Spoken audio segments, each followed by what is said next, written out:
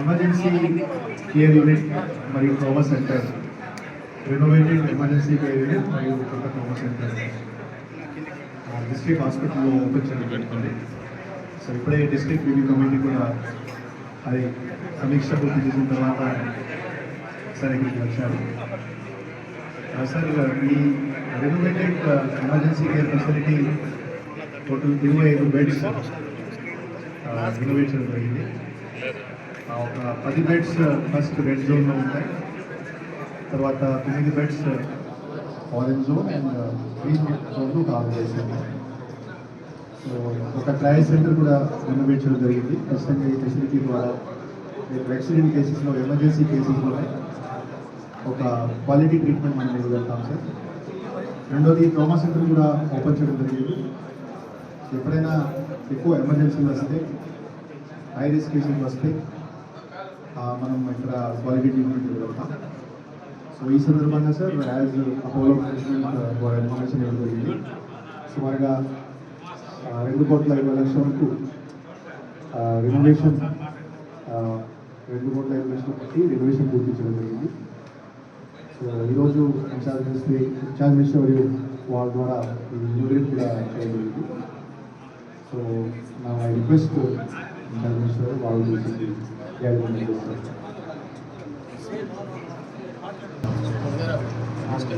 అందరికీ నమస్కారం. ఇక్కడికి విచ్చేసిన సహచర శాసనసభ్యులు దుర్గా జగన్మోహన్ గారికి, మురళీ గారికి, మా కలెక్టర్ గారికి, వివిధ ప్రజాప్రతినిధులు, ముఖ్యంగా అపోలో వైస్ చైర్మన్ గారికి, యాజమాన్యం, అలాగే డాక్టర్స్ అందరికీ నమస్కారాలు. చంద్రబాబు నాయుడు గారి ముందు చూపు ఈరోజు రాష్ట్రంలో ప్రతి ఒక్క పేదవాడికి కార్పొరేట్ వైద్యం అందాలనే లక్ష్యంతో ఈరోజు ప్రభుత్వం ఎన్నో కొత్త పోకడలతో అత్యాధునిక చికిత్స అందించే విధంగా చర్యలు తీసుకోవడం జరిగింది. దాంట్లో భాగంగానే ఈరోజు అపోలో హాస్పిటల్ యాజమాన్యం ఏదైతే చిత్తూరు పట్టణంలో ఉండే ఈ హాస్పిటల్ను ఓవర్టేక్ చేయడం, ప్రభుత్వము ప్రైవేట్ పార్ట్నర్షిప్లో సక్సెస్ఫుల్గా రన్ కావడం జరుగుతూ ఉంది. దానిలో భాగంగానే సుమారు 2.2 కోట్ల రూపాయలు వ్యయం పెట్టి ఈరోజు హైదరాబాద్, చెన్నై, అలాగే ఎక్కడ ఏ విధమైన చిన్న పొరపాట్లు లేకుండా కార్పొరేట్ లుక్స్తో అధునాతమైన ఎక్విప్మెంట్తో సూపర్ స్పెషలిస్ట్తో ఈరోజు ప్రజలకు అందుబాటులో రావడం జరిగింది. మొట్టమొదటిగా అపోలో యాజమాన్యానికి ధన్యవాదాలు. అలాగే నేను ముందే చెప్పిన విధంగా ఆంధ్ర రాష్ట్రంలో ఇప్పటికీ కేవలం ప్రజలు ట్రీట్మెంటే కాదు, హాస్పిటల్కి పోయినప్పుడు ఫస్ట్ స్టెప్ నుంచి లాస్ట్ మైల్ వరకు సంతోషంగా ఇంటికి చేరే వరకు వాళ్ళకి చికిత్స అందించే విధంలో ఏ విధమైన పొరపాటు జరగకుండా చర్యలు తీసుకుంటున్నాం. దాంట్లో భాగంగానే ఈరోజు గ్రామాల్లో ఉండే ఏరియా హాస్పిటల్స్ నుంచి డిస్ట్రిక్ట్ స్థాయి జిల్లా హాస్పిటల్స్ వరకు అన్ని సౌకర్యాలు కల్పిస్తూ వస్తారు.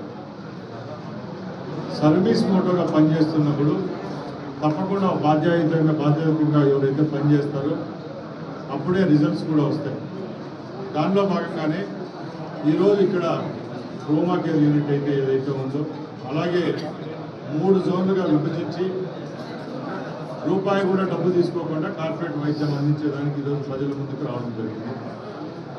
నేను మా ప్రజాప్రతినిధుల సమక్షాన, మా కలెక్టర్ గారి సమక్షాన ఒకటి అడుగుతున్నా, చంద్రబాబు నాయుడు గారి ఆకాంక్షలకు అనుగుణంగా పనిచేసినప్పుడే ఈ రాష్ట్రంలో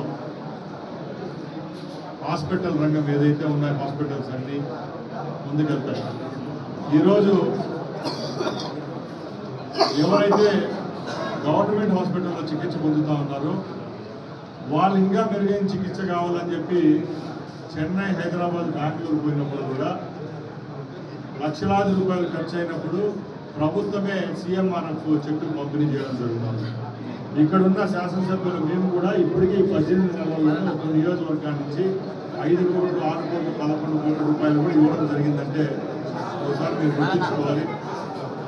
ముఖ్యంగా అపోలో యాజమాన్యాన్ని ఒకటే కోరుకుంటున్నాం, మీ మీద ఉన్న నమ్మకంతో, బాధ్యతతో ఆంధ్ర రాష్ట్రంలోనే మొట్టమొదటిగా ఈ హాస్పిటల్లో మీకు మీ హ్యాండ్ ఓవర్లకు ఇవ్వడం జరిగింది.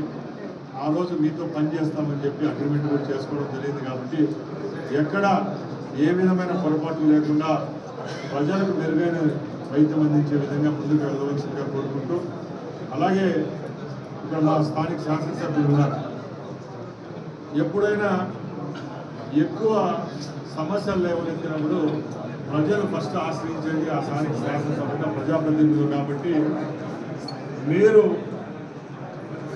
మా యొక్క హాస్పిటల్ కమిటీ సభ్యులతో కానీ, అలాగే ఇక్కడ ఉన్న మా ప్రజాప్రతినిధులు, మా శాసనసభ్యులతో మమేకమై హాస్పిటల్ యొక్క అభివృద్ధిలోనే కాదు, ఇక్కడ ప్రజలకు అందించే చికిత్స విషయంలో కూడా ఏ విధమైన సమస్యలు లేవని కూడా నడుచుకుంటారని తెలియజేసుకుంటూ, ఇంకా రాబోయే కాలంలో ఈ చిత్తూరు హాస్పిటల్ ఏదైతే అపోలో యాజమాన్యం సమక్షంలో నడుస్తూ ఉందో ఇంకా ముందుకు పోయే విధంగా ప్రణాళికాబద్ధంగా కలెక్టర్ గారు ఒక ప్రతిపాదన కూడా తీసుకొని రావడం జరిగింది.